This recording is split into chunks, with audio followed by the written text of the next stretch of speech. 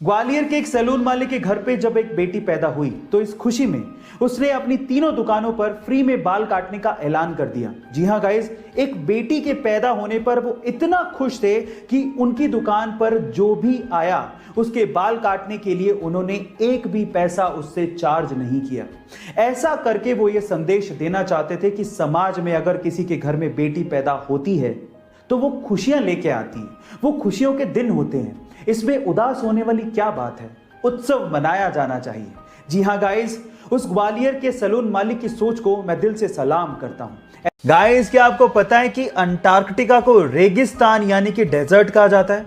अब आप लोग सोच रहे होंगे अंटार्कटिका को रेगिस्तान क्यों कहते हैं, वहां पर तो चारों तरफ बर्फ ही बर्फ है, वहां पर कौन सी पानी की कमी हो गई? तो थांबा, मैं आपको आपकी जानकारी के लिए बता दूं कि हम मानते हैं कि भैया स्नो बर्फ होती है, लेकिन स्नो की कंजप्शन आपको हाइड्रेट करने की बजाय डिहाइड्रेट कर देती है। जी हां गाइस, आप ठीक सुन रहे हैं। जब आप स्नो की कंजप्शन करते हैं तो आपके शरीर को उसे पानी में बदलने में ज्यादा एनर्जी लगती है, जो स्नो के हाइड्रेटिंग इफेक्ट को नलीफाई कर देती है ना। ये इंटरेस्टिंग फैक्ट। ये फैक्ट जान के आपको कैसा लगा, चैट सेक्शन में लिखना मत भूलिएगा। जब मात्र 300 स्पार्टन्स जेरेक्सिस की विशाल सेना के सामने लड़ने के लिए जा रहे थे तो रास्ते में आर्केडियंस मिल गए। आर्केडियंस ने कहा कि हम भी तुम्हारे साथ लड़ना चाहते हैं, पर मैं हैरान हूं कि सिर्फ 300 सैनिक लेके तुम इतनी विशाल सेना से कैसे लड़ोगे। तो स्पार्टन्स के मुखिया ने एक सवाल पूछा आर्केडियंस की सेना से एक एक करके। उसने पूछा कि तुम्हारा पेशा क्या है। तो आर्केडियंस की सेना में से लोगों ने जवाब देना शुरू किया कि मैं मूर्तिकार हूं, मैं शिल्पकार हूं, मैं लोहार हूं। फिर स्पार्टन्स के मुखिया ने अपनी सेना से सवाल पूछा कि तुम्हारा पेशा क्या है। तो उन सब ने जवाब दिया खून, खून, खून।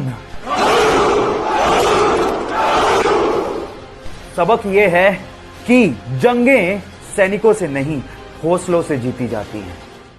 पढ़ाई का और पैसा कमाने का आपस में कोई लेना देना नहीं है, इसीलिए उस लड़के ने 10वीं क्लास के बाद पढ़ाई छोड़ दी और भजिया बेचकर पैसा कमाना शुरू कर दिया। फिर अपने दोस्त की मदद से 1948 में यमन चला गया और वहां पर एक पेट्रोल पंप पे काम करना शुरू किया। देखते ही देखते अपनी मेहनत की बदौलत वो वहां पे क्लर्क और फिर मैनेजर बन गया, लेकिन उसके दिमाग में तो अलग ही सनक चल रही थी। फिर वहां से अच्छी खासी नौकरी छोड़ के 50,000 रुपया लेकर वो इंडिया आया और यहां पर मसाला और पॉलिस्टर बेचने की कंपनी शुरू की और देखते ही देखते 10 लाख की टर्नओवर के साथ इंडिया की सबसे बड़ी प्राइवेट कंपनी बना डाली और आज भी वो कंपनी इंडिया में सबसे बड़ी प्राइवेट कंपनीज में शुमार है। Yes, I am talking about Reliance और बंदे का नाम था धीरूभाई।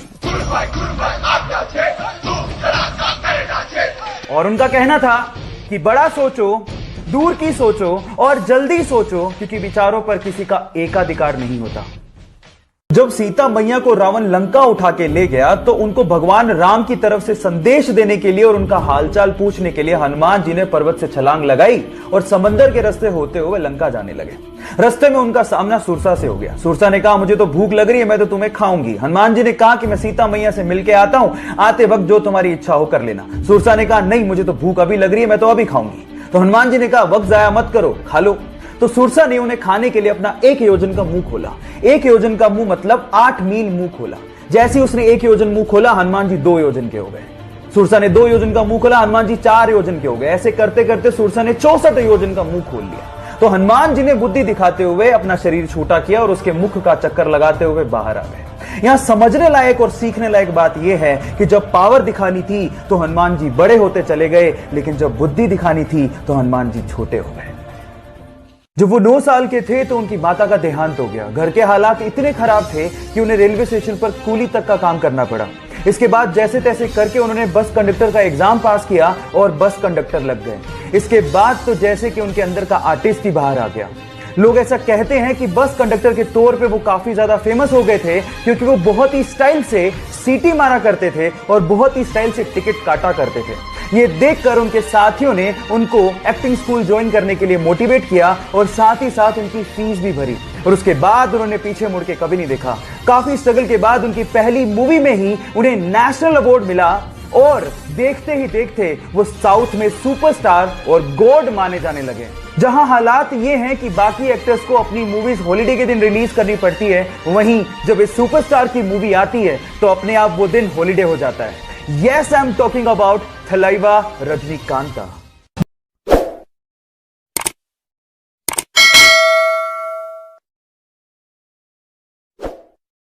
जिंदगी की भाग दौड़ में हम लोग इतना खो गए हैं कि हम लोग जिंदगी जीना तक भूल गए हैं। अगर आप लोग भी ऐसा कर रहे हैं तो एक छोटी सी स्टोरी बड़े ध्यान से सुनिएगा। एक बार किसी ने भगवान बुद्ध से पूछा कि हम लोगों को अपनी जिंदगी में पूरी तरह से आनंद कब लेना चाहिए। तो भगवान बुद्ध ने बड़े प्यार से जवाब दिया, अपने मरने से ठीक एक दिन पहले। तो फिर उस व्यक्ति ने कहा कि हमारी मृत्यु तो निश्चित ही नहीं है, हम लोग कब मरेंगे हमें क्या पता। तो भगवान बुद्ध ने बड़े मुस्कुराते हुए कहा कि यही तो मैं कह रहा हूं। इसीलिए अपनी जिंदगी के हर एक दिन को अपना आखिरी दिन मानते हुए जीने का आनंद लेना चाहिए। गाइस, आपको ये सुन के कैसा लगा?